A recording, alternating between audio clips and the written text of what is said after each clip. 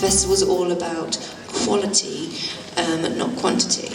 So they get thousands of submissions, festivals, but they can show about a few hundred or less than that. It's a space and also the quality that they need. And a lot of those films are discovered by knowing the right people.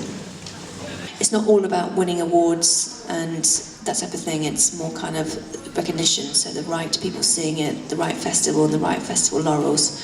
So getting the good people to see it is very important.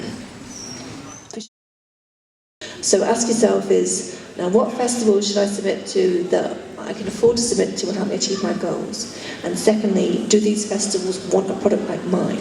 If the answer is no to question 2 with certain festivals, don't waste money and submit. That won't help you get anywhere forwards. Festivals have got to tick those boxes with question 1 and question 2. Also get in touch with word of mouth, what you hear at good festivals around UK, also through forums and websites and social media, Facebook, Twitter, for example, how many followers they have. And also keep a record of your submissions on an Excel spreadsheet. The worst thing is when people come to me and have lost their submissions. I thought, I think I've done it to this festival and that festival and this festival. Where's your record of submissions? I haven't got any. So make sure that you make a note of these things so you don't lose track, and that you don't miss out on opportunities that could be there for you. So again, it's quite a process to think about. It's not going to be, I'm not saying it's hard or easy. It's always a case of when you're prepared, it'll be something that you'll probably enjoy.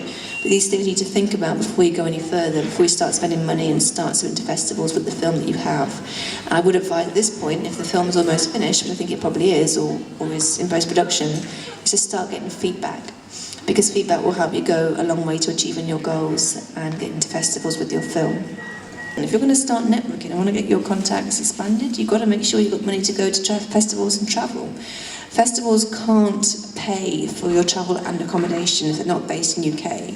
Festivals can certainly give you recommendations of where you can get a good rate on a hotel or cheap flights or something.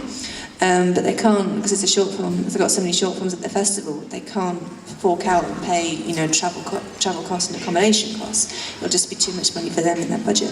So for example, if you can't really afford to fly anywhere, then maybe submit to festivals and make sure your strategy is based in UK only. You can afford train fares to outside of England to Scotland and Wales.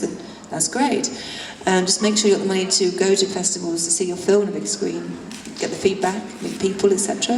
It's all part of an important process. But just make sure you've got enough, or you can at least find somewhere to get it. So keep looking for it and thinking, right, I've got to make my film like this. Not necessarily, more like the story. Make sure it's open-ended. You haven't got to pay the guy from Queer as Folk, what's his name, Aidan Gillen, to star in it, or a talking snail. Just make sure that the story is fresh and innovative, like that one is.